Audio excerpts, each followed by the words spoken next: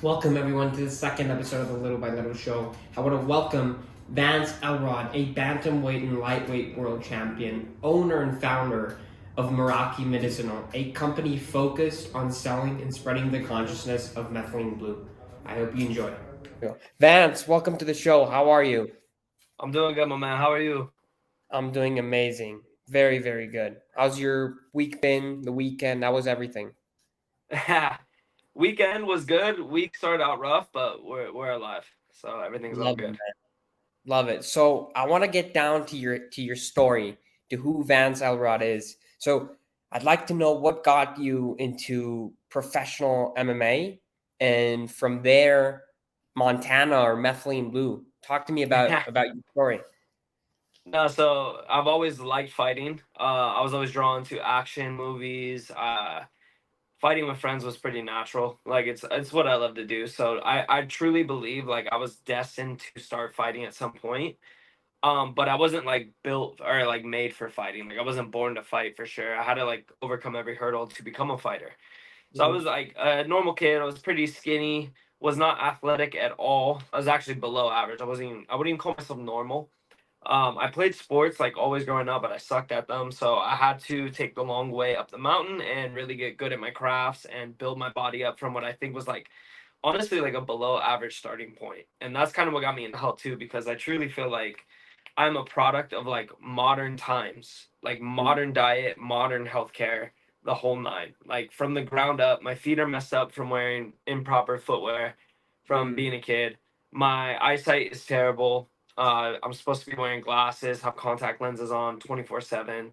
I had IBS and Crohn's. I had some clinically diagnosed like OCD, like just everything that you can imagine that could go wrong from like the way we carry ourselves in modern times with our healthcare, our nutrition, our modern day diets, the amount of oxidative stressors that we encounter growing up, especially in like on top of that, like what our moms and our parents go through, which also gets translated down to how well we are actually like built up from the ground up as a kid, like the building blocks, the foundation, the fundamental things that we need to grow and thrive. Those are also impaired. So it's a like it's kind of a I mean, like almost meant to be the way my story went, where I started out below average. I worked for everything, but then I started to have like some serious medicinal things, started curing them. But yeah, as far as fighting, like man, like I said, I just loved it so much. So like starting out what I would consider below average didn't impede me at all. It made me like really because of how bad I wanted to become a fighter. It made me just really have to dial everything in and give myself like 110% of myself to my craft to get good at it.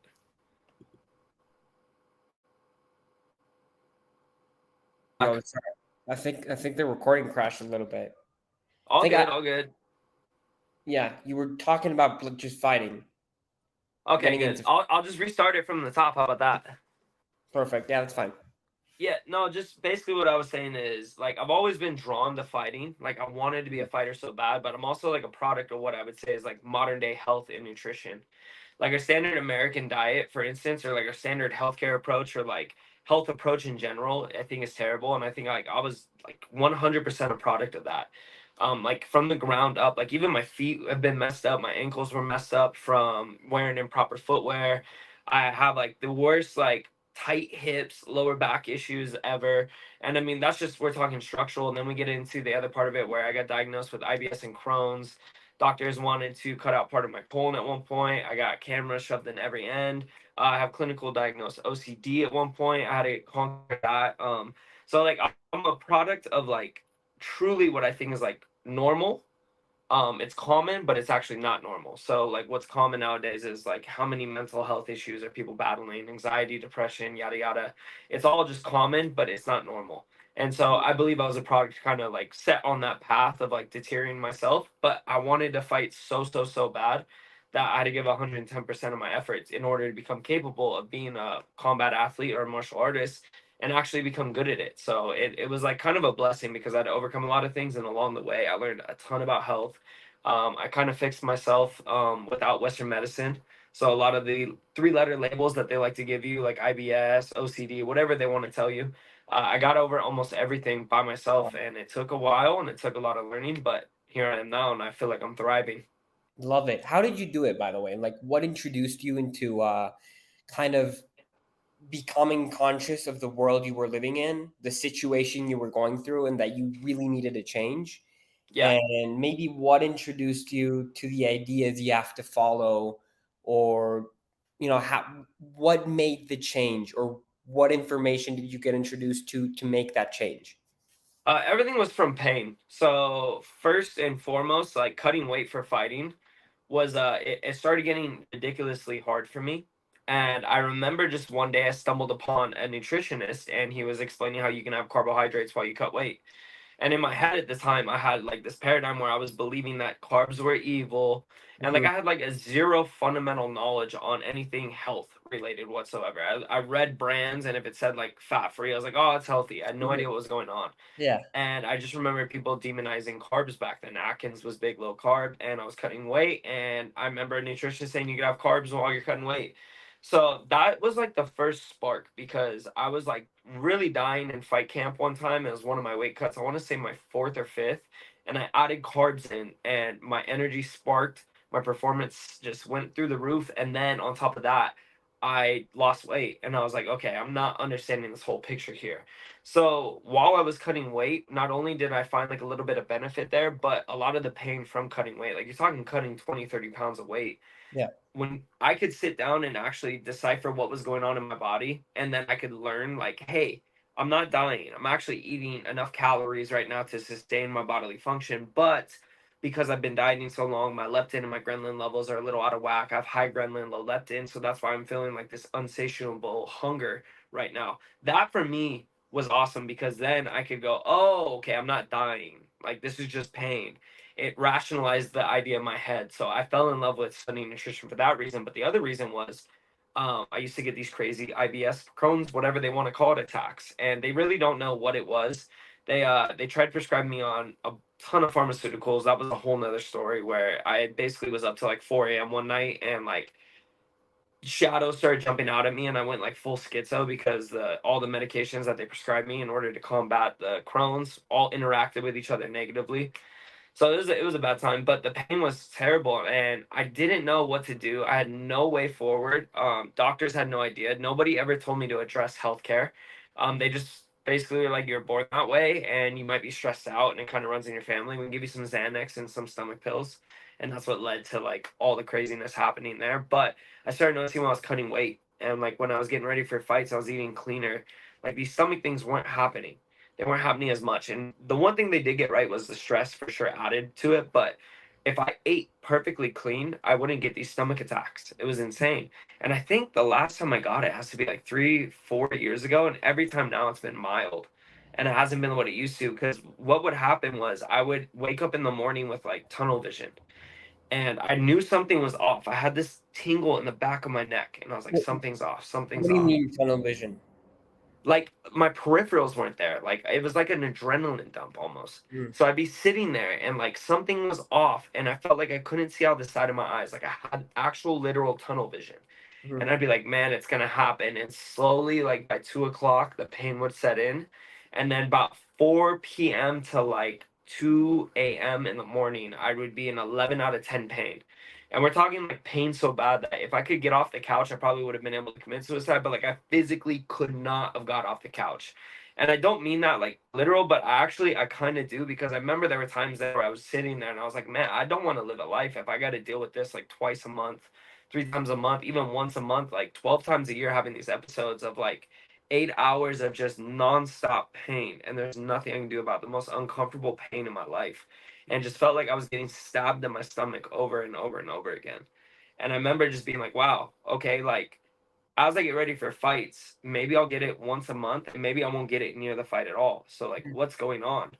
And then I slowly started to realize like there was a bridge there. That was what I was putting in my mouth and the way I was carrying myself with my health and my stomach attacks happening.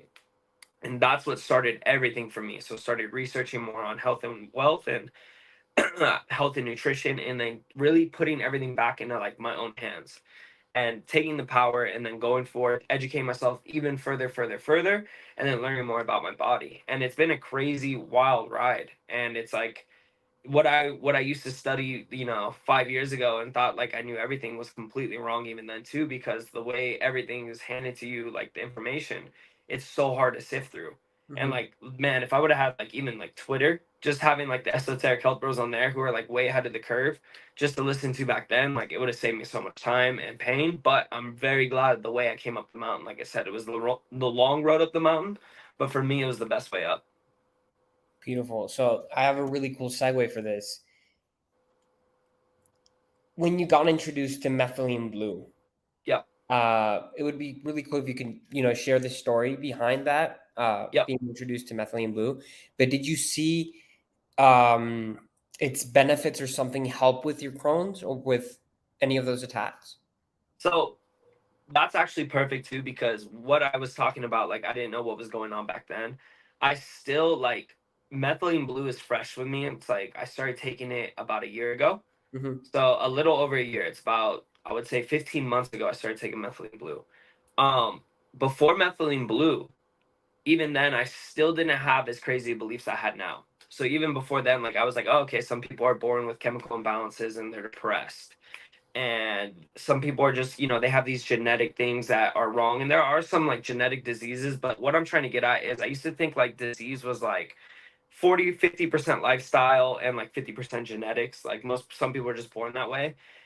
And like unless you have a legit genetic thing you're born with, okay, there are some things. I'm not stupid, I understand that. But I would say 90% of modern day disease really is caused by our lifestyle and our habits. Hmm. And I didn't realize that until I started taking methylene blue. So the story is cool. I've spoke to it like in depth a bunch, but I basically had my professional debut in MMA. I'd been fighting for almost a decade before that. I was a two-time amateur world champion. We had to take a tough fight. The guy just popped for steroids, which is pretty cool. But in the fight, I was winning effortlessly. And at one point, I zigged when I should have zagged. And I ate a big right hand. It shattered my face. Yeah. Now, the bad part wasn't the one impact. If you know anything about concussions, it's the repetitive impact that really causes like the permanent brain damage. And after I ate the one shot that shattered my face and I was curled up a bit, I ate about 20 to 30 more shots. So that's what really did me in. So I had the worst concussion of my life. At that time, I was trying to spread as much knowledge as I could in like health and nutrition, and I wanted to type up an ebook on concussions because I'd been studying the brain for a while now, and it was one of my biggest fears with fighting. It was a trade-off. I'm like kind of giving up my health and my vitality for fighting, which is my passion, and I didn't want to be 50 and drooling, not remember like, my kids' names, my girlfriend's name, or anything like that.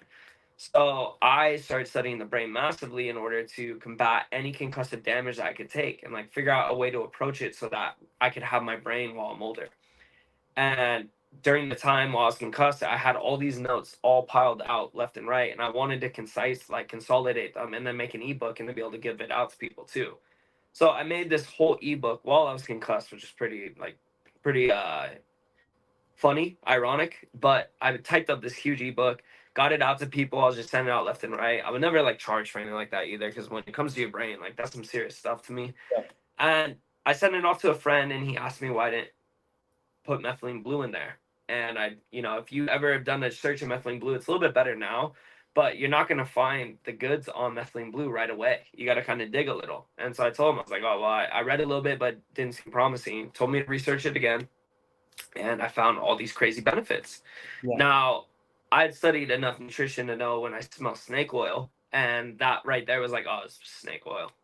So I was kind of laughing, but the more I read about it and the more I read more research on it, I was like, well, still think it's snake oil, but it's hard to combat like all the studies on it. There's a ton of studies. So let's see what's going on here. So I ended up ordering it, I think from like India. I made it in my kitchen. I still don't know to this day if I made the right like dosage. I Yeah. was completely concussed. I'm trying to figure this thing out. And then I make the first batch of it ever. And so I'm about 7 days post fight now, and I'm having some severe concussive symptoms, but I'm doing everything right as far as my protocol. I had been in ketosis then for like 5 days.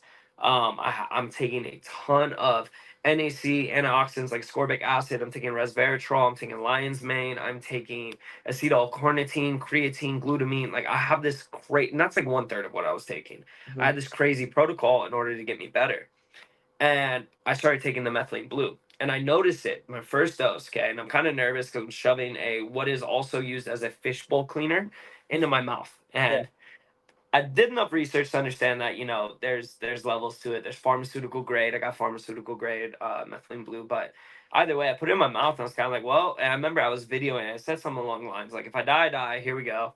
Yeah. And it was like 30 minutes later because I'd forgotten I'd taken it, and I noticed like I felt good, and I was like, cool. I have this little zing about me right now, and that kind of remembered. I was like, oh, I took methylene blue, and I was like, is this like methylene blue working? And I was like, oh, cool. And I noticed like a little zing. And that was that. Like, just had a little bit of energy, a little bit of clarity. It was a nice little break from like the concussive feeling of like kind of feeling weighed down. Like a concussion is almost like if you like had a wet blanket wrapped around your brain and like trying to think and do anything. It's just like tiring. It's a little tough. It's not easy to move around. It's not easy to get things done. You feel like a little down, a little weighed down, a little depressed. And I had like a brief like relief from it. Mm-hmm. And the relief lasted a bit, and then I started to notice like, you know, I still didn't feel too good, and I took another dose, I think that night, went to bed, and I kept taking it. So the next day I took it in the morning, and I noticed that little bit of zing again. I was like, right on. But it wasn't until about 3 or 4 days after I started taking methylene blue that I noticed that my spins, which was like a huge problem I was having, was if I dip my head down to like to the left, I could like literally position my head in a certain way, and then the room would spin, Mm-hmm. like bad spins. And I remember it was about 3 or 4 days after, and I was like, the spins are almost gone. I was Wow. like, wow. And I remember thinking to myself, like, this is my concussion protocol. Like, I did everything right. I ate 30 shots of concussive impact, and like within almost like 10 days, I'm better. And it's like, I remember like gassing myself up, like, wow, you did this. You researched it and you solved it. You're doing good. And then I thought, like, man, like, it's probably like 80, 90% my protocol, maybe a 10% help from the methylene blue. And then about 4 more days go by. So we're like 2 weeks post fight. I don't have a concussion symptom anymore. Like I have no concussive symptoms whatsoever. I feel like 99 to 100% better. I don't have spins. I'm not having trouble articulating my thoughts into like communication.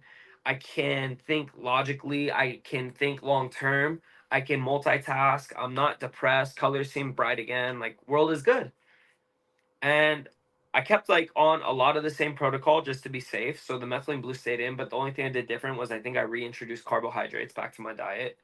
And it was about a week later, and I had this epiphany because I was starting to feel really good. And I said, like, basically, I remember sitting there going, I need to do this protocol all the time because I feel like amazing right now. I feel almost like better than I did before. And I started like looking at it, I was like, I do take a lot of this stuff all the time. I said, what, like, what's different? And it was like methylene blue. And I remember being like, maybe this shit is like really legit. Like, maybe Yeah. it's doing a little bit more than I'm giving it credit for. And I go and I take all the supplements out now of like my protocol, and which I wanted to do. I don't like taking supplements long term. I cycle everything. Like, I don't care, even creatine. I give myself a break from that.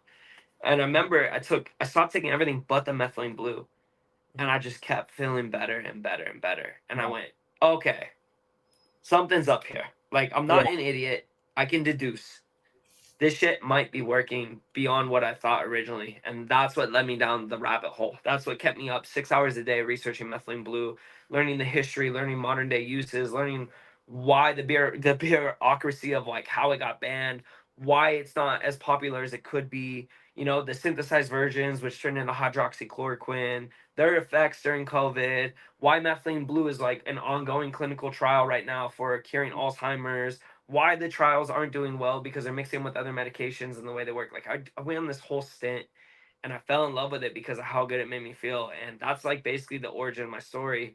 And I was already in the process of starting a nutrition company, and we put everything on hold, and that was my first product basically that I got out to people. And I mean, within days, weeks, like the actual anecdotal evidence of like people trying it and like loving it, the Mm-hmm. the oh, I'm trying to think of the word right now. Basically the testimonials started pouring in. I was thinking affiliates, but testimonials were pouring in, and I mean it blew up. It took off within a year. It was like I could not believe how well it did.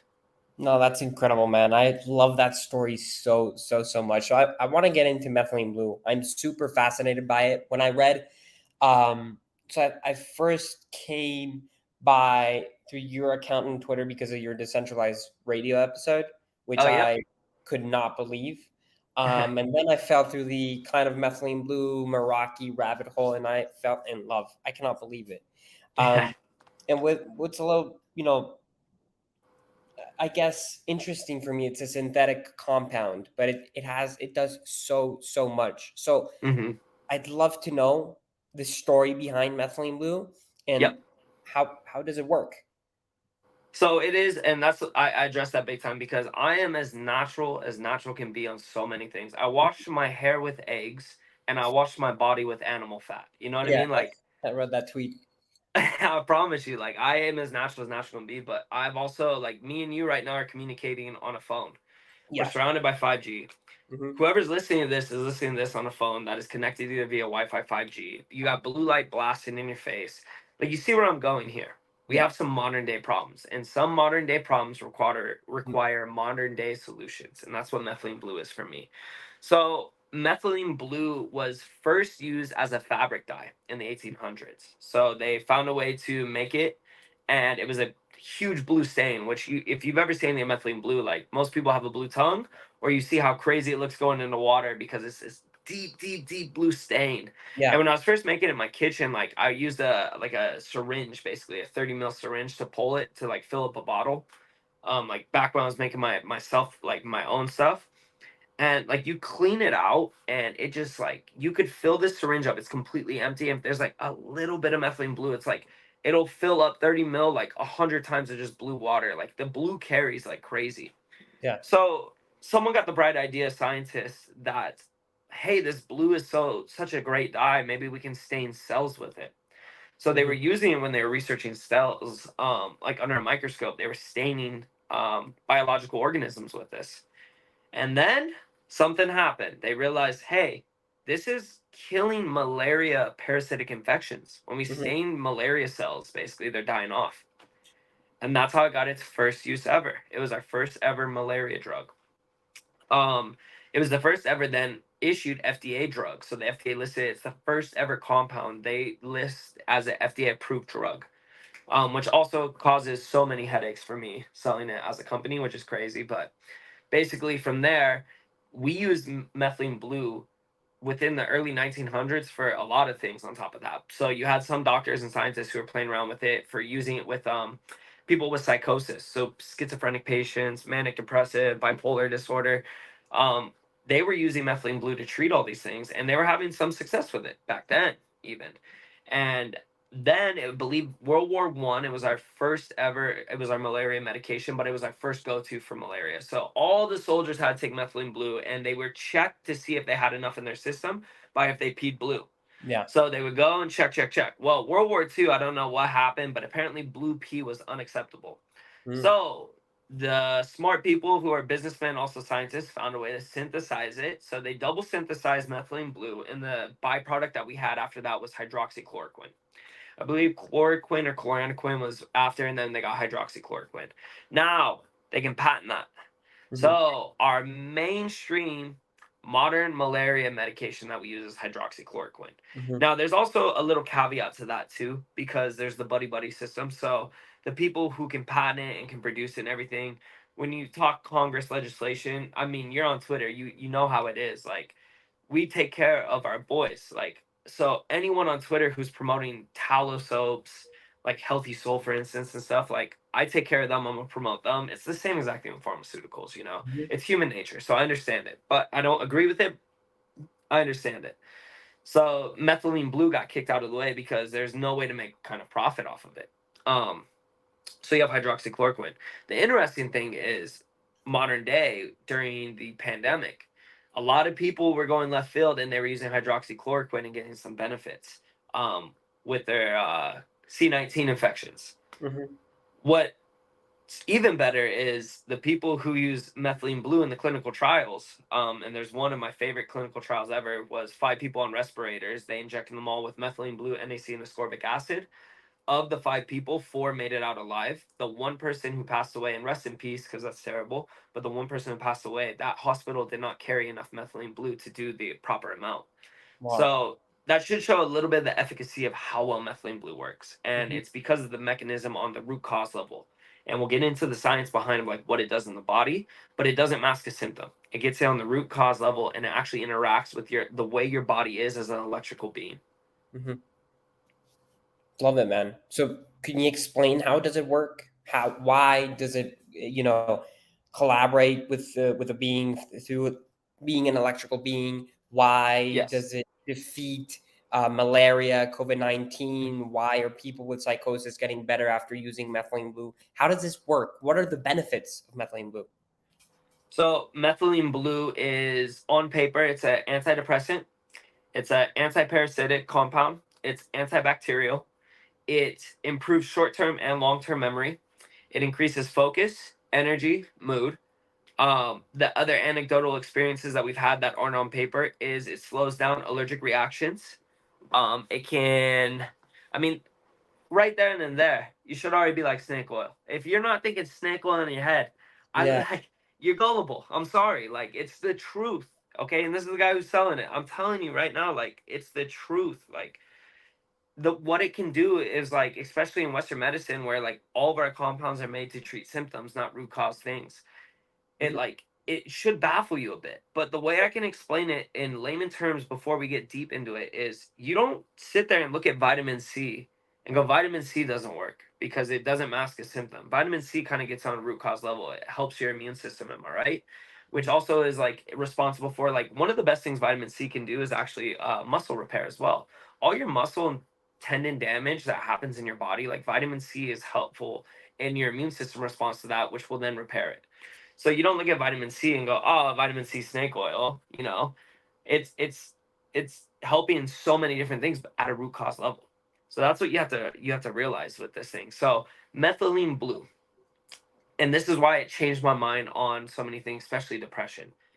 The way methylene blue works is you have four enzymes inside your mitochondria. Okay, and they're called the electron transport chain. So if you don't know what your mitochondria is, you gotta go back seventh grade biochemistry, biology. Mitochondria are the parts of the cell. So you have cells in your body. Cells make up tissue, tissues make up organs, you have organ systems. Your whole body's made up of cells, and all cells pretty much almost look the same. And all cells have mitochondria, and mitochondria is like the battery in the cell. It is what is responsible for producing energy. So all the food that you eat gets digested down into two compounds after pyruvate and acetyl CoA go through the Krebs cycle, and you're going to get NADH and FADH2. Okay. Those compounds are then going to be inside the mitochondria, where the electron transport chain, which are these four enzymes on the wall of the mitochondria. Okay. So picture like a little, like a water balloon. Yeah. And those enzymes are going to grab electrons from those compounds and they're going to start shuttling them and using those electrons to harvest energy. So, this is where you're an electrical creature, actually. You are a battery, which is wild. And I didn't realize this until like 12 months ago. You know, I thought we were chemical creatures because you think of you add a chemical to your body, how different it can make you. Just think caffeine. Like right now, I'm buzzing off some paraxethin right now. Yeah. And that's just one little chemical. Now, imagine how much of an electrical creature you are when I explain this. It's going to harvest those electrons and then shuttle them in order to harvest electricity energy, like actual lightning in your body almost. Hmm. And this is going to be responsible for shuttling the protons out of that kind of water balloon wall that I was talking about. And when those protons come back in, there's a mechanical push, and then that causes your body to make ATP. ATP is how much ATP you have in your body is what's responsible for that little battery symbol, like up on your iPhone. You know, when it goes all the way up to 100, or you can see what's at 68%. That's Hmm. the same exact thing with your body. How much ATP you have is how charged your battery is in your body. Okay. So those four enzymes, they can become impaired, and this is called impaired cellular respiration, or you can have mitochondrial impairments. And what can cause those is a myriad of things, okay? But you have a lot of oxidative stressors in our world. So you have a shit diet, stress, artificial blue light is a big one for sure. That'll impair that. Toxins, pollutants. There's so many things that can go in and impair your body's mitochondria from actually making ATP. Hmm. So this is where methylene blue comes in. Methylene blue is a compound that when you take it, gets into the mitochondria of the cell. And you have these four enzymes and they're shuttling the electrons. Well, on average, they lose a couple of these electrons, okay? Hmm. 0.2 to 2% on average. When your body has impairment, though, it's a lot higher. And those slipped electrons combined with oxygen, they make reactive oxygen species. And those go around and they're necessary, but Mhm. not a lot of them. When they have a abundance of them, they go around, they degrade healthy cell tissue in the surrounding areas. So not only are you going to degrade the cell that you are actually in that is having mitochondrial dysfunction, you're going to start degrading other cells. Mhm. This is why we have a crisis right now in the brain, because your brain has more oxygen than the rest of your body, so you kind of have more gas, and then those slipped electrons are like matches coming out of that gas to create Oh, those reactive oxygen species and degrade healthy neurons all in the brain. So we have early onset Alzheimer's, dementia, we everything. have anxiety issues, bipolar issues, we have depression. All these things are going through the roof right now. And it's not because we're able to study them now and figure it out. It's no, the rates are going up steadily. Why? Well, because our modern day lifestyle has so many things that can impair mitochondrial dysfunction, can cause a ton of slipped electrons, and cause that reactive oxygen species to start going through the roof. You got a new puppy, huh? Man, this is not the puppy. This is a big dog, but he gets super nervous with other people. Give me just a second. Oh, you're fine. Take care. Take care. I got a little Doberman puppy right now, so dude, no worries I at all. saw through your YouTube you have a couple dogs, but I also heard you had a new puppy.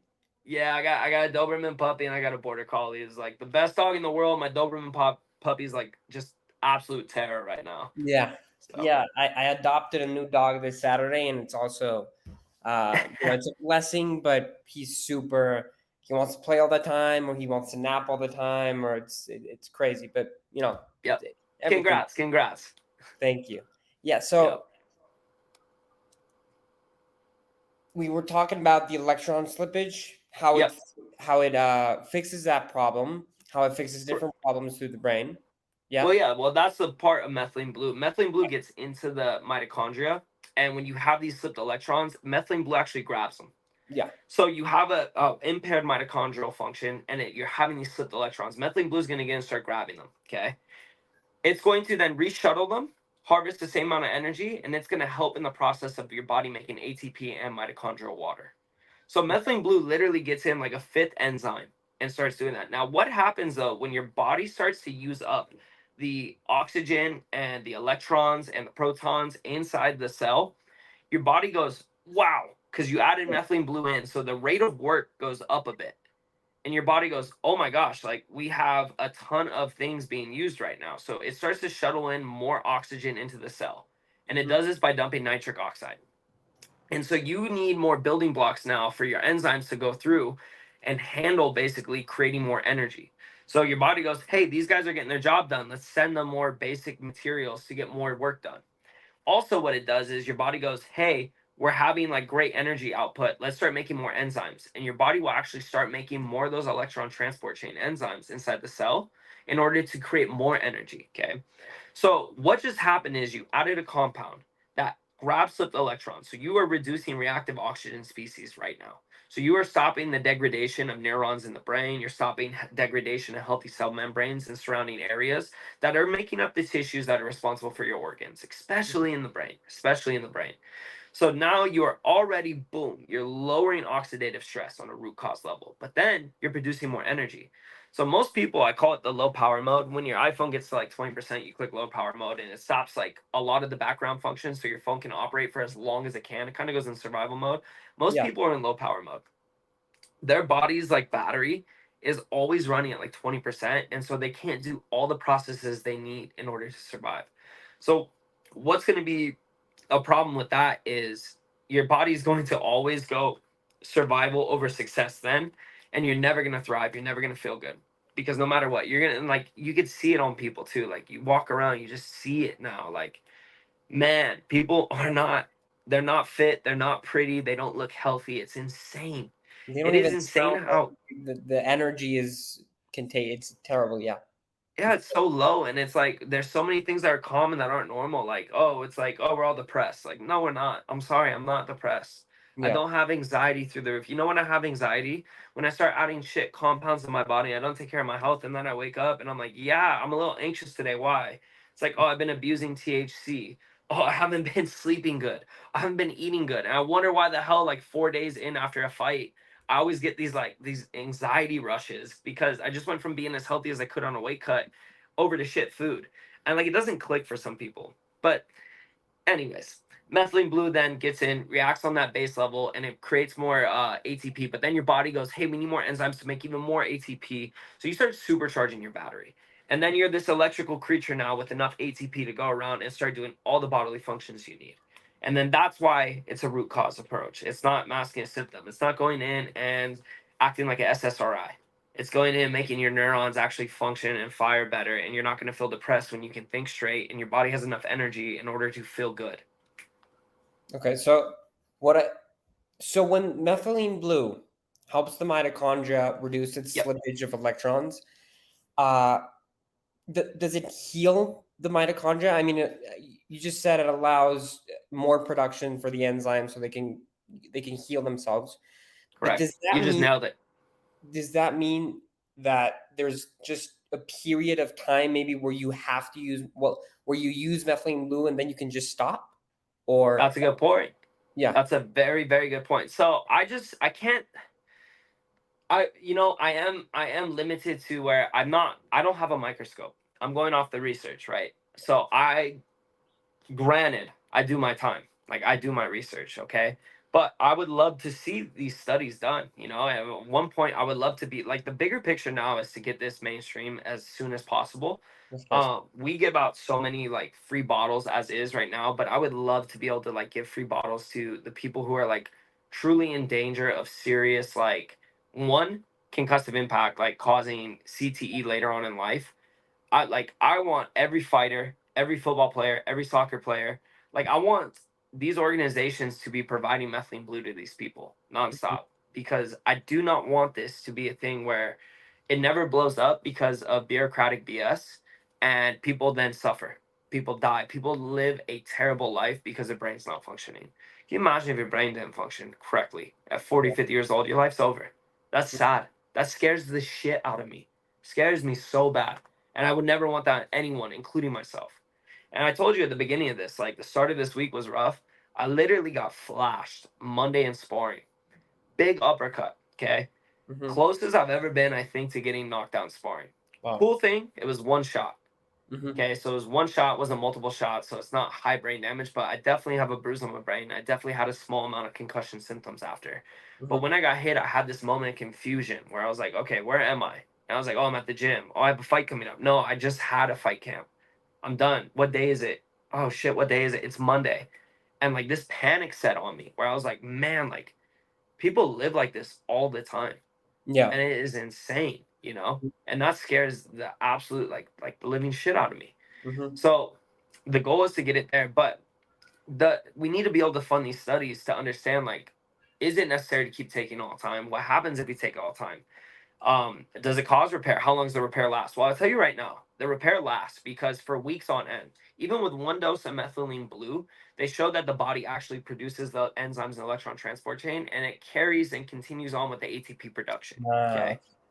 So it actually does hold effect for a while. What I did is I did 2 doses a day for I want to say a month or two, a month and a half, about 6 weeks. I loaded it down to one dose a day. So I was doing about 10 milligrams a day. And then I started doing 5 milligrams a day, which these are relatively low doses, which is great too, because the higher dose you get with this, the more it becomes an oxidative stressor and the more you risk things. Just like anything, vitamin C, water, even. You can overdose on that hydrogen monoxide, which is water. So you need to anything you do is dose dependent. With methylene blue, though, if you overdose on cyanide or monoxide poisoning, you went to the ER, they would shoot you up with like 200 to 300 milligrams, maybe 150 milligrams, but that would reverse hypoxia from the overdose effect. What you can do now is you can take a fraction of that amount, and you can get these benefits. So I did 10 milligrams for about 6 weeks, and I did 5 milligrams every day for I want to say 3 or 4 months after, and I stopped. I cycle everything. So this is one of those things where that's actually longer than most of the things I take, like supplement wise. And like I have a pharmacy in my kitchen of just supplements, like Yeah. through the roof. But I did about 4 months, I want to say, like strict 3 to 4 months, and then I stopped. And I saved it. And literally I went about another 2 to 3, 4 months of only took it if I felt sick, only took it if I really needed to focus on something, only took it if I felt like I was insulted in some way, if I was overtrained in the gym or if I took a big shot in sparring. And I like, you start to notice like the benefits were still there, and of course you feel that little bit of zing when you take it, but like they don't go away. You don't stop taking it, and a week later you feel like shit. You feel good while you're taking it.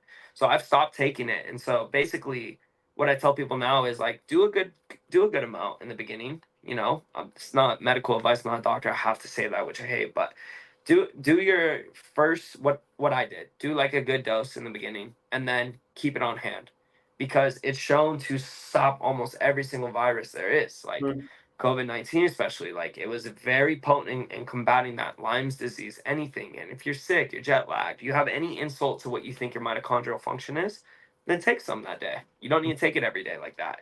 You're better off getting grounding, like grounded in the bare earth and getting sunlight, which those Mhm. react kind of on the same exact way on the cellular level Mhm. of providing the body with, you know, aiding in the mitochondrial function and the cellular respiration, which we can get into because some people don't even know about grounding or like deep diving into that, but grounding's real and it works the same exact way methylene blue works. I actually wanted to get into grounding because, I had a question through this rabbit hole of, us being electrical beings. Have you read Mm-hmm. anything on grounding, or have you gone into grounding at all? Like, I want to know if maybe there's something there for grounding. Yeah, sunlight, grounding, those two things come before methylene blue. I'll tell people that all day long. The base. Grounding, yes, grounding gives your body a ton of the negative ions from the earth. So you get these free bound antioxidants, and they go in and they kind of help the same exact way methylene Mhm. blue does, just in a different kind of mechanistic way. I'll Mhm. tell you right now, one of the best people and the experts in grounding. So I always tread my water carefully because Rob, and that's Earth Poppy on Yeah. Twitter, Mhm. he's bro, he is the grounding expert. He will Yeah. Of break course. it down massively. And he was the first one to explain it because I understood grounding, but he explained it to me like, hey, this is kind of the same way methylene blue works, Mhm. just in a natural way.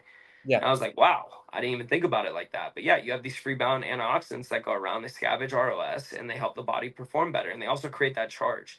Like you need an electrical charge in order to hydrate the cell. So you Mhm. need there needs to be a polarity in the water inside the cell and the water outside the cell for it to move in and out of the cell too.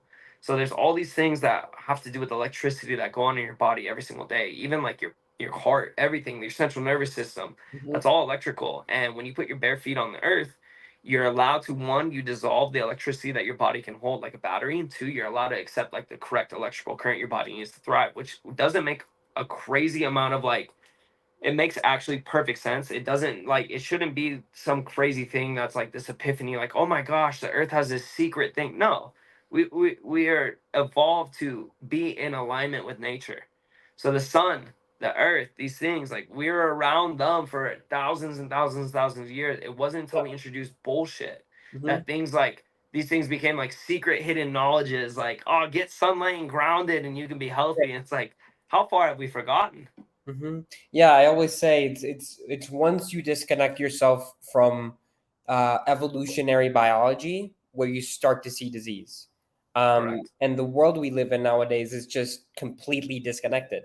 Uh, so that's why I love methylene as well, methylene blue as well, because it can work with this broken world. And I think it can also make people conscious on starting to get outside again, to get some sun, to fix their nutrition, because everyone wants to feel good and everyone Exactly. should get into their basics. I had another question on the benefits of methylene blue. Does it work differently? The benefits uh, from getting benefits to not getting benefits depending on like ages? So if we're gonna, you're gonna get benefits because we know how it works. We know for a fact it works. But how good are you gonna feel from it is the question. If Hmm. you don't have any mitochondrial dysfunction, you're not gonna feel a huge boost and stuff. Okay. And I know this. So one of my buddies in California is a bit overweight. He's like, his eyes are bloodshot. He's got bags on his eyes. I was looking at him. I was like, this motherfucker's gonna feel it. And I Hmm. gave him some methylene blue. And dude, you would think like I gave him like a drug, like a crazy thing. He's over there. He's like, bro. So one of the guys, we were backstage before my buddy Josh's fight. He's the main event, so we're hanging out in the back room. So we got a bunch of time because he's the last fight to go on. And I give it to him, and about 5 minutes later, my buddy comes up. He goes, "Hey, you know, can you come over here?" And I was like, "Yeah." And I walk over, and the guy gave it to. He's sitting there. And he's like, "Hey," he's like, am I good? And I was like, what do you mean? He's like, I feel it. I Yeah. feel like I feel like a lot right now. And I was like, bro, you're fine. Like, yeah, you're like, you just did a crazy low dose. I gave him the spiel about methemoglobinemia and cyanide poisoning, how much they would inject somebody with. And I was like, yeah, you did that 5 milligrams, you're good. He's like, okay. And it's like 15 minutes later, bro, he came up. He's like, I feel it. And he's like freaking out. And I could tell. I could tell. I was like, man, he's gonna really feel this 100%. Whereas some people like they don't like. I get in there like I kind of notice, I kind of don't, and they're usually like super super healthy people already. I'm like, yeah, that's about right. I was like, that makes a ton of sense. So when it comes to age, younger people naturally are gonna have some pretty well firing mitochondria. Hmm. Now, me owning a supplement company, like I cannot tell anyone under the age of 18 to even like mess with it. Actually, legally, shouldn't even be telling anyone to mess with it. But all I can tell you is that my nephew is younger and he has like attention issues. And okay, we get methylene blue, like he's done it a few times. So it's not impossible to believe that kids nowadays, young kids, are having mitochondrial dysfunction, like 7, 8 years old. It's not out of the reach to even like look at the data of like younger kids in their 20s getting aggressive forms of cancer, even. Yeah. And like these are all it's just a product of the world we live in, and it's just right in front of your face, and all you have to do is kind of just wake up a little bit and start to see like, oh, like understand the basics of how things work, how the body operates. Hmm. Then start seeing like, okay, like it's a well-oiled machine and we keep putting in shit fuel and the engine keeps breaking down. Why? Hmm. And it's not hard to fathom. It's really not. Man, I wanted to ask how do you take methylene blue right now? Orally, I drip it straight out my mouth. I think hey, I still got a blue tongue right now. So I do it orally. My best friend Victor, he does it with OJ because he is a baby. No, I'm just kidding. But like, you can mix it with juice. You can mix it with water. You can take it orally. Yeah, We've I asked the question because I've seen, people taking it with water, with kefir, with raw milk, with orange Yep. juice. Does it work differently if you take it with water or kefir or milk? You're splitting hairs.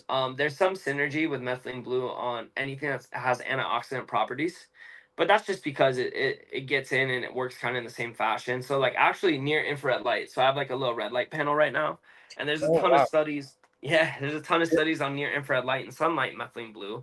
Ah, They just work hand to hand. It's just kind of like when you get a good team of people who are on the same page, like you get more done. It's the same mhm. exact thing. So you could technically argue because if you take it and put it straight on your tongue, it could be absorbed better.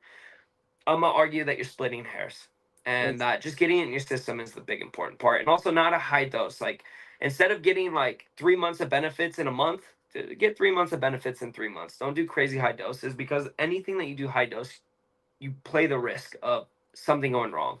It's kind of like roids in general. Like people who do steroids, like you're trying to get like 10 years of advancements in a year and you're going to pay Yeah, the price. You're going to have heart failure. Like, that's so interesting. How long does it take for methylene blue to get into the body, to get into the cells, to get into the blood? instantly. And you're going to notice it within 5 to 20 minutes. You'll notice it. If you feel the benefits, you're going to notice it right away. Hmm, interesting. There's something I think I heard in one of your YouTube videos. Um, you were breaking. I think no, you were you were going through a fast, and Okay. you talked about fasting essentials: sparkling water, methylene blue, caffeine, and you said that methylene blue speeds up the fast. How does that work? How old are you? May I ask? 17. Bro, you are so sharp. It is insane. I have to give you a little bit of praise real quick. Like, one, you do your research, you're well spoken, you're smart as shit. So at Thank you. 17, dude, you're running laps around my dumbass. That's for sure. Huh, Thank you, man. I yeah, appreciate that. 100%, bro. So no, it actually so methylene blue can stop some of the signaling when you're in a fast, and Yeah, it can spark the signals for autophagy, but specifically mitochondrial autophagy. So it will get in and actually speed up the effects of you body going and basically recycling parts of cells that it could use for new cells to form and clean out the old dead waste. So methylene blue is really good in a fast. So people ask me like, what's the most optimal time? Well, one, it's not a stimulant. You're not gonna take it at night and be buzzed. If you do, it's because like you're literally like it's almost like a like you're thinking about it and you feel the energy, but it's not a stimulant. It should not affect sleep. But so just in order to avoid that, My go-to, the Vance method of methylene blue, 5 milligrams in your mouth in the morning, and that's that. If you're That's it. fasting, do it in your fast in the morning for sure. You're gonna speed up the effects. But you can take it with or without food. It is gonna help the fast, like I said before. So you want to do it while fasting. I am going to, just like I said, took a very hard shot. I have a small concussion right now from Monday. So in about a week or two, when the inflammation's down, my body can handle some of the stress. I'm gonna do a 2 to 3 day fast, and I'm gonna probably do, for the sake of science, a high dose of methylene blue just to see.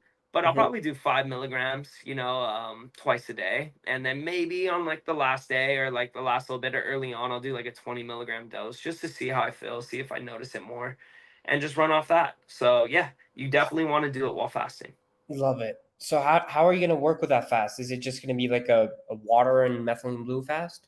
Yeah, so I'll have water and minerals. The first time I ever did a 3 day fast, I've only done one 3 day fast. I didn't know anything about like the science behind it. And I thought minerals would be cheating. Like that's just, you should laugh at me right now if you know anything about fasting and minerals. Yeah. So now I'm going to definitely just have water, minerals, maybe in the form of shilajit, maybe just soul salt. Soul salt's a very good mineral source. And then methylene blue and black coffee. That's pretty much it. Maybe I'll mix in some green tea. Love it. Okay. I want to get into Meraki now. I'm so Yeah. obsessed with I love it so much because I love how you guys approach spreading the consciousness of methylene blue. I think it's amazing how you guys do it. So I'd love to know, where did you get where did Meraki, where did it get born? The Uh, name, everything, the idea. Yeah. So I was posting a picture one time. I was looking up like quotes for a picture, and Mhm. like I came across the word Meraki, which was in Greek, and so I was like, oh, it's a cool deep quote. So it was after my first title fight. I posted a picture of me sitting there, and I said Meraki. I said it's Greek. It means to leave a part of yourself in your craft, to have a passion bigger than yourself. And I was like, anyways, here I am, calm as a daisy, about to slap my limbs into someone. And I love that quote. And I love like the whole like deep meaning behind it, and then like also like the little bit of tism of being like, I don't give a shit, I'm just here to fight. So it always, that word stuck with me after that. When I found out about it, I loved it. And I'll get into the business side of things too, because I think I don't give myself enough credit for what I do business wise. I truly believe, one, it's so easy and we grew so quick because I have an amazing product and I don't honestly like care about the funds. So right now, like we did very, very well in these past 4 months, and my bank account's zero. And it's because I keep reinvesting back in the company, and I give a ton of. And I should never say this out because some people are gonna abuse it, but honestly, like it is what it is. But I give a ton of methylene blue out for free. My Mhm. friend Bree just beat cancer, and during her chemo, during her radiation, she got free methylene blue, free tallow. Girl, I mean, like I could get on the list, but so many people hit me up with Lyme's disease. Right now, a guy has Parkinson's. His buddy's messaging me saying he wants to get him on it. It's like boom. I was like, did you order? Yeah, cool. You're getting a free bottle for your buddy too. Like let's get this out there. Let's do it. So I believe that my business has been successful because I care. I don't care about the wrong things. I care about the right things. And then on top of that, like I really, really, really put like my passion into it. And on top of all of that, it works.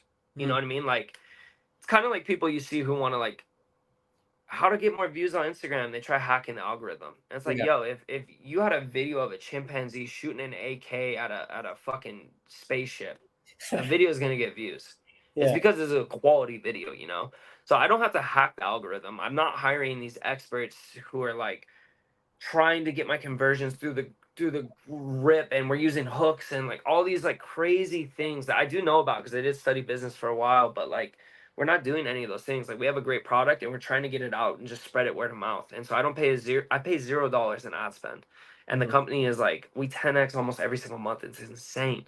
Mhm. But with that being said though, there were some practices that I did really well in the beginning. And I read Alex Hormozzi's $100 million offer, Mhm. and then that's where we came up with the name. So what we were doing is I was flying home from a wedding, and this is when I wanted to start the company. And I wrote down like, okay, like originally I had a pre-workout idea. I didn't have the methylene blue idea. Mhm. And I wrote down like a piece of paper. I need to find it, like 150 ways I could set my company apart from other companies. And I just shot boom, boom, boom, rapid fire. And Mhm. then I audit the list. So I have some of these left field ideas, like crazy stupid ideas that would should never even been written down, but they got written down. And then I have some brilliant ideas, and we started to implement those. So I took all of my ideas, audited it down until, and then I got the ones that like didn't cost a crazy amount and weren't like out of the world, just simple basic things that we could do to set us apart from the other companies, and like how we could give back a little bit more. And so the biggest thing that Meraki was for me, like, it is my baby, but it was this fun outlet because I studied business so much that I could actually implement these things that I've seen other people do and I want to try. And like, it's this freeing thing because I'm like making money online by tweeting in a way. And like, I don't have to go to work anymore. It was like this beautiful thing. And it was also hilarious because like, I literally am the worst marketer known to man. Like, I just shit post on Twitter. Like, you should, I mean, even today, I post like a 300 edit and it's like Leonidas with four guys in the sack, the dead Persians, and I'm like methylene blue, grounding sunlight, and then disease in the back. And I was like stayed up all night working on this one, and it's so But it's it worked. funny to me. Yeah. But as soon as I started to get these text messages and these testimonials and these people, like, the one day that hit me hard was this girl had Lyme's disease and she was having neurological issues, and she told me that she couldn't drive for 3 years. She was having trouble remembering family members' names. Like, go look into Lyme disease and how crazy of like like what issues it could propose like onto people. And she told me basically like she's taking methylene blue, and she just drove for the first time in 3 years. She can remember loved one's name. She can get back on her ice skates, and her grandpa could watch her skate again, and that could like get him out of his depression. And I'm Wow. reading this message, and like I don't want to say I hate it. What's like, it's like shit. I really opened up a box here, and Hmm. it's no longer for fun, and it's no longer this great thing I get to like not go to work, and like I'm helping people out and I'm giving free stuff, but at the same time, like, it's so much fun. I get a shit post and I was like, damn, I have a responsibility now. Hmm. This is no longer a hobby. This is no longer this beautiful, like, funny thing. Like, I gotta like take a deep look in the mirror and understand what I'm playing with here. And this is something I could get out to people and like change their lives for the better. Then I need to start taking this serious. And then that's where, like, man, like I told you, I don't have a dollar in my name right now because it's all in the business. That shit got right back in the business because we're gonna grow this thing and we're gonna help as many people as we can. And No, so it and changed it for me. It's still fun. It's still a beautiful thing. Every day I wake up grateful. I have freedom. I'm going to Austin tomorrow to go work on like another company and like grow this business even more with like friends, and like that is such a cool thing to do. But at the same time, it's like there's sick people out there. I've been there. I've been on the couch and like wanted to commit but couldn't. I have a concussion right now. I've had that fear of like, holy shit, I can't remember anything. So I get what they're feeling, and I'm gonna show up every single day for them.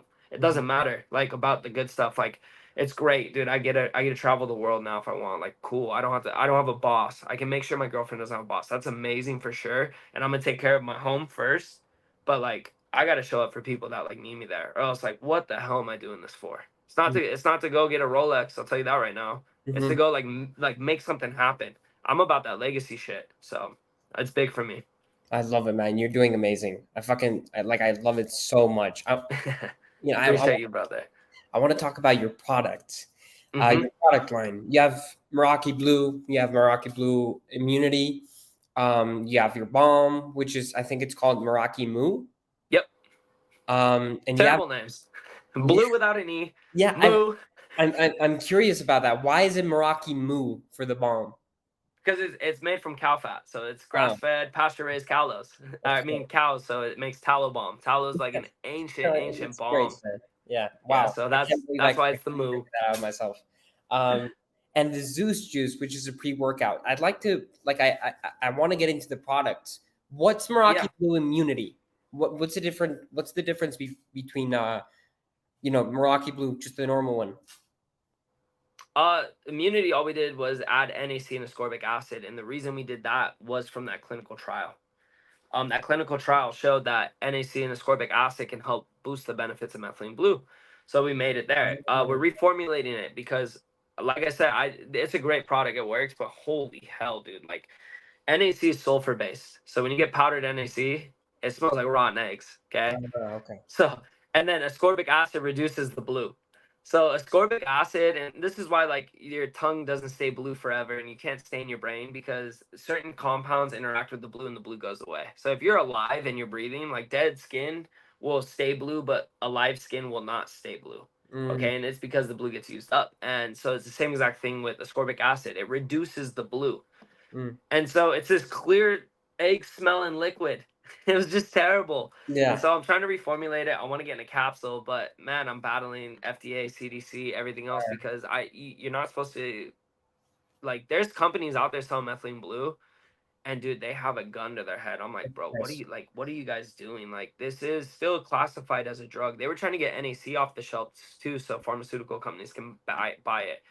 When you talk about it like we're playing this game, I'm not going to sit here and go, the game's dumb. It is dumb. Like, this should be widely able for other people to go and like take.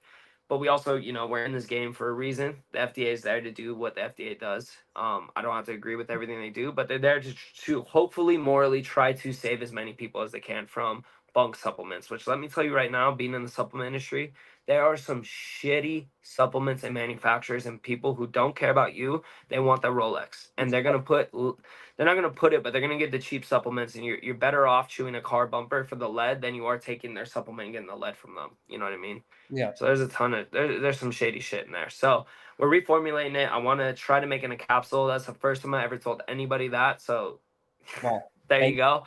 But Yeah. yeah, we're gonna try to get in capsule form. The tallow balm is amazing because tallow gives your body the micronutrients it needs for the skin. Mm-hmm. So I mix coconut oil, tallow, beeswax, honey, and an essential oil blend for the skin, and we Mm-hmm. added methylene blue in there. Methylene blue is beautiful topically because it acts on the skin level mostly rather than orally. You're going to get a systemic effect. When you put it in topically, it's where it hits is where it affects.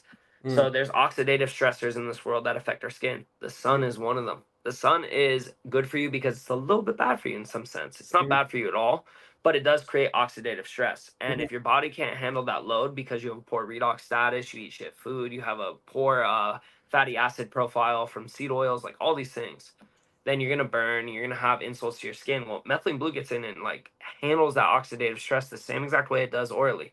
So you Mm-hmm. put it on topically, and you get an anti-aging effect because it improves the NAD/NADH ratio. You're going to handle any insults to the skin that's blemishes, that is cuts, scrapes, eczema, Uh, psoriasis. I All see. those things are going to be affected. And that's where methylene blue, when it comes to like eczema and psoriasis, sorry, I'm getting off topic, but that's where it kind of Oh. helps with symptoms. Mm-hmm. And the root cause for those things are most likely going to be in your gut. So that's a whole different Mm-hmm. story. But when we add it topically, great results, amazing results. Mm-hmm. And so that product, honestly, I see the Moo being like the baby of the company, like the forerunner, because the tallow balm is just, it works so good, and that's the one we get the reviews on where people are like blown away, and I'm like, wow.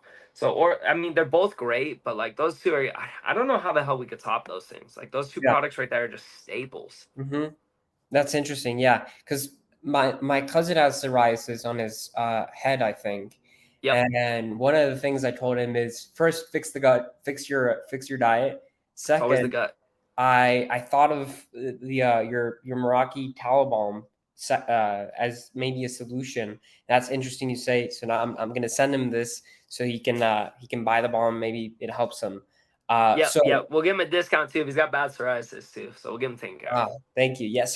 Always. So the methylene blue it boosts basically the bomb's effect. So yeah, they work synergistically. So the balm has these micronutrients and this fatty acid that the skin loves, Mhm. And it's weird. It's like it's just rendered animal fat. What you do to make tallow is you take animal fat, you heat it up, get the impurities out, let it cool, heat it up, get the impurities out, let it cool. You do this a few times, and then you're left with this like white odorless balm. It's just like this white, like looks like butter, but it doesn't smell, and Mhm. it's just all the micronutrients left over with the fatty acids. Mhm. And so when you add it, those minerals and those nutrients to the skin, which it sucks up, and then you add an oxidative, buffer or an Mhm. antioxidant, a Okay. redox agent, then it gets in, it works too. So it's like I said, it's like all these guys who are capable getting on the same team with one focus, and like they make things happen. I'm so excited to try that product. You have no idea. I've been dealing with like a skin issue for like 3 years. Nothing has worked. I've changed my diet so many times. Yep. I'm super excited to try that product. Let's see if it. Yeah, you're young, dude. Your hormones are going to be wild right now Yeah. too, and so Mhm. your liver's responsible for getting them out. But sometimes when you have abundance of hormones, the liver's like, I can't get them out enough time. That's going to shuttle it through the skin. Mm, So that's that's interesting. part you're going to be battling that for a little bit, just with Yeah. age. It's kind of natural, kind of, but Yeah. it's there. What about the Zeus juice? I want to talk about that. I see it's sold out, but how Yep. what is behind that pre-workout? that pre-workout was me getting as esoteric as I could. So we have like you have the honey salt combo right now, and that's like beautiful. It's like a Hmm. beautiful little esoteric pre-workout. Everyone does it on TikTok. Yeah. Zeus Juice is made for high functioning performance athletes. So like myself, like I'm a professional fighter. I need a little bit more than salt and honey sometimes, Hmm. especially when I'm training, I'm tired, whatever it is. I need max blood flow. Hmm. So I was taking Ghost Legend back in the day. I loved pre-workouts before like I got knowledgeable on what the hell's in them. Hmm. And one first off, they're mostly just crap. It's artificial dyes, artificial colors, Yeah. preservatives. Like they do long-term damage to your body Hmm. for a short-term pump. The second thing was the pump. I couldn't do anything. Like I need to be capable in my sport, not look capable. So I would get these pumps with like Ghost Legend, and I looked great. Could fill my shirt out, but I couldn't box to save my ass. Like if you came in the gym to try to fight me, I'd be worthless. You know, I gotta like have a snap on my punch. I can't be like this big balloon and trying to throw my arms. Yeah. And so I wanted a pre-workout that didn't have the preservatives, the artificial BS, and then also could promote blood flow while giving you a good pump, but like not make you feel like you're stuck in the mud. And me and my manufacturer formulated it, and it was amazing. Like it literally came out everything I wanted it to be. But he had to use preservatives. So the first round we had benzoate in it, and I want it gone. I want it gone. I want it gone. Okay. So right right now we're in this huge process because it has beetroot in it. It's mostly herbal. The only thing that's not herbal in there is I believe the nitrosogene, which is arginine and silica, and those Hmm. are precursors to citrulline, and then that also is going to create vasodilation, blood flow, but while with the silica and everything, keeping your arterial walls flexible, so it improves the arterial walls flexibility, so it allows for more vasodilation, more blood flow. And then we have other things in there like Select, which is grape seed extract, which it acts a small amount as a lactic acid buffer, so it kind of keeps the burn from going away, but it handles the oxidative stress in the muscle. So Select is cool because you do get like a short-term benefit, but long-term health supplement, Select is amazing because grapeseed extract. Hmm. It's the antioxidant. So it's like this. I made this pre-workout that could like literally be like a health supplement for blood flow, but also give you a crazy pump, crazy focus, and Hmm. like the endurance and the VO2 max that you need. But yeah, we're getting the benzoate out, and because there's beetroot in there, that tends to mold. So right now we're waiting on our last test for mold, and it's been like 6 months. Hmm. And I just keep telling myself like all good things take time, but like Yeah. I hate not being able to get this back out. But as soon as we get this last test and it goes, hey, it's mold free, ready for ingestion, it's good to go. Boom, we mass produce, and then we're back on the shelves, and I'll have.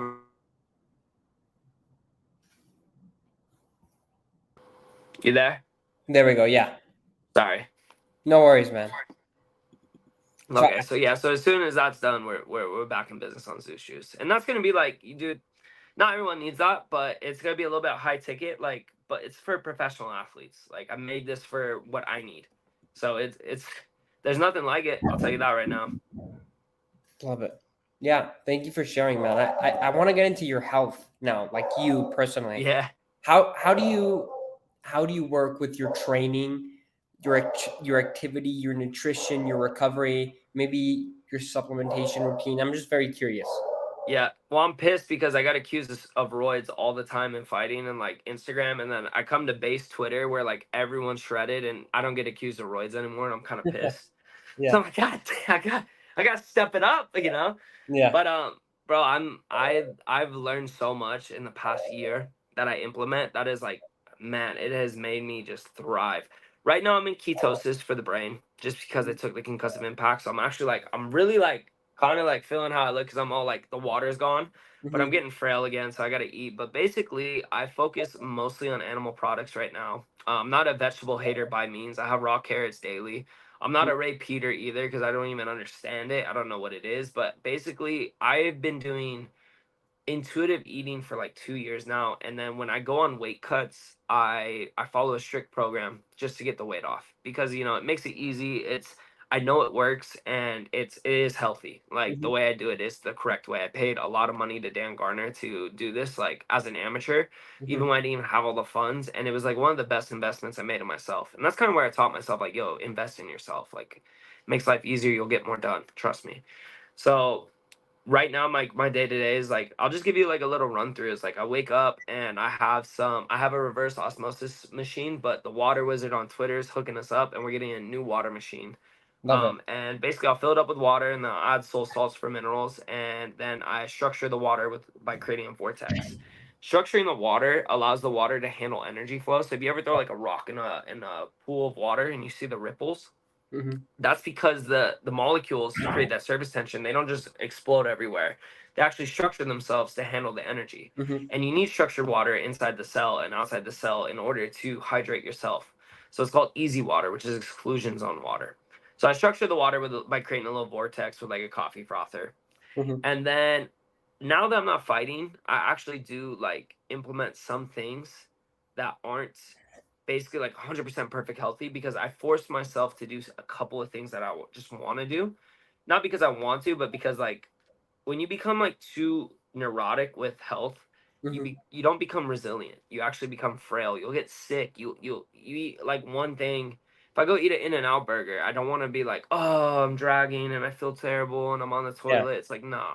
I want to be able to eat a burger and be like, all right, I feel great. Mm-hmm. So I do implement some things that are like oxidative stressors almost on purpose, dude. Mm-hmm. Almost on purpose, because I get too healthy. I get too lean and like do everything by the book, and it's easy for me. Like I said, like I'm in keto right now. It's like I'm just got done cutting 20 pounds for a fight and I'm right back in keto, and I'm like, I could do this. Like it's not bad. Mm-hmm. So as soon as I'm done keto, like I'm gonna force myself to eat like some fucking like banana bread. You know what I mean? Yeah. Like a little bit. So obviously everything will be healthy as a term of like no seed oils, but yeah.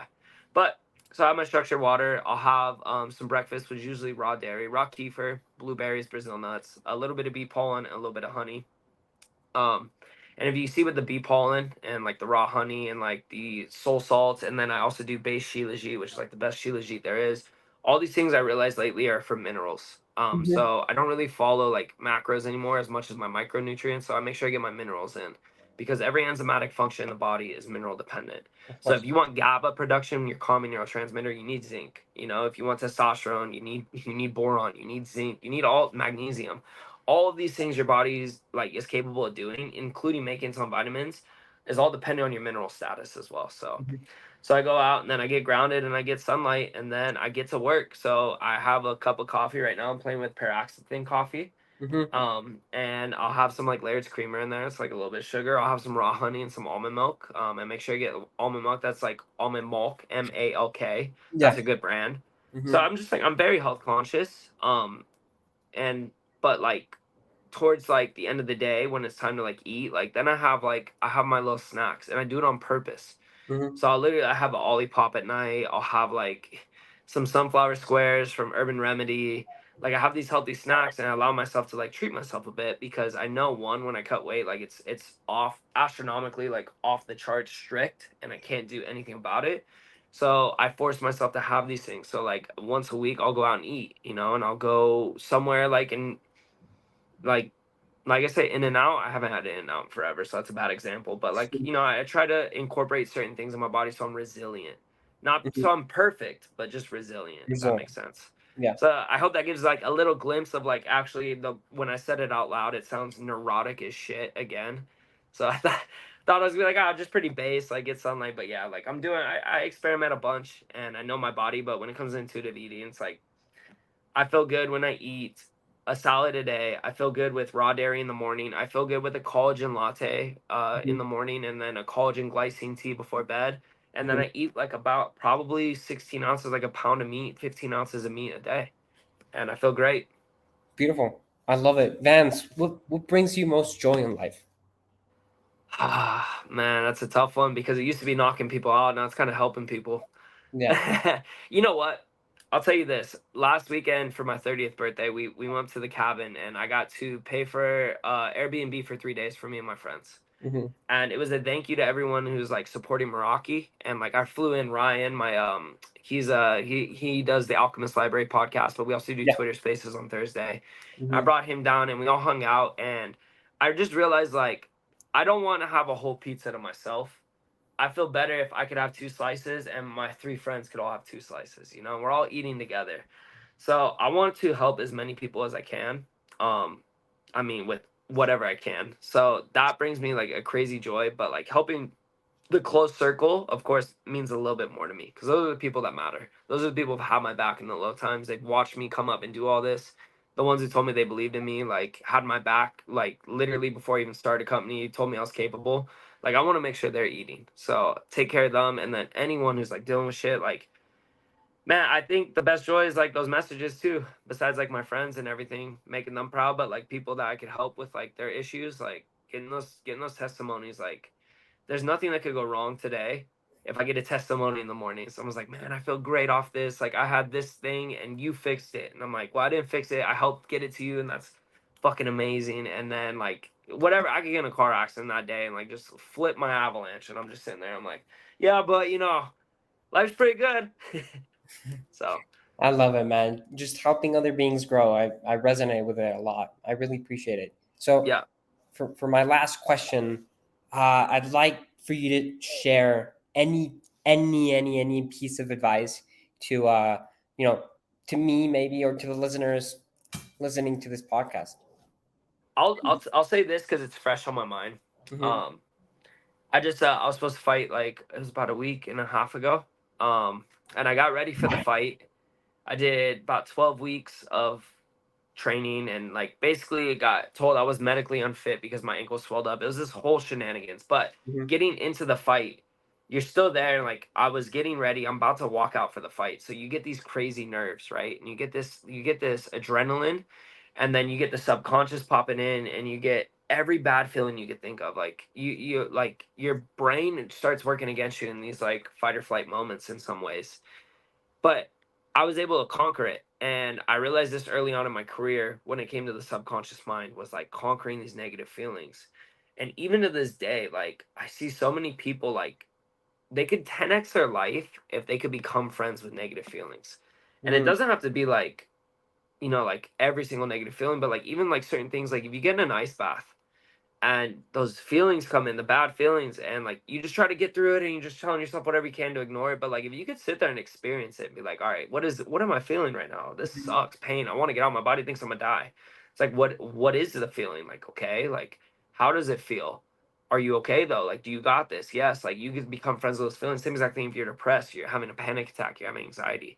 If you can start shaking hands with those feelings and really sit with them and quit putting them off as like, oh, it's this negative feeling, this thing's gonna come in. It's like, no, it's like even right now, like having this like minor concussion, bro, like just being fully transparent. Yesterday I was like anxiety and a little depressed, I felt like. But I wasn't. Vance's body was going through this and feeling it, but I wasn't. And I knew it because when those feelings got there, I was like, I've been here before. I know these feelings. Like, I've sat with them. I was like, you guys are good. Like, hang out a minute. You guys got to get going soon. But, like, I know, like, I'm not depressed. I'm not feeling anxiety. Like, my brain's a little compromised and I'm feeling bad feelings. And it didn't affect my day. I didn't become a victim. I didn't mope around. I just kept doing what I was doing, and I knew those feelings weren't me and that they would move on. And I think like being able to sit down with negative feelings and like actually just like get to know them a bit, they become less scary and they become less negative, and then you can move forward and like actually continue showing up for yourself and showing up for others, not like just living a victim life. So that's one piece of advice that I think more people could do. But I love it, man. I really appreciate you sharing. And I really, really appreciate you taking time to do this. This was amazing. This was Yeah. beautiful to have it as a second episode of the show. And I'm super grateful. Thank you. Appreciate you so much, bro, dude. Thank you. It was a good conversation. Like I said, you're ahead of the curve. So Um, just keep grinding. man. Yeah, I'm going to keep going. I love it, man. Thank you. Yes, sir.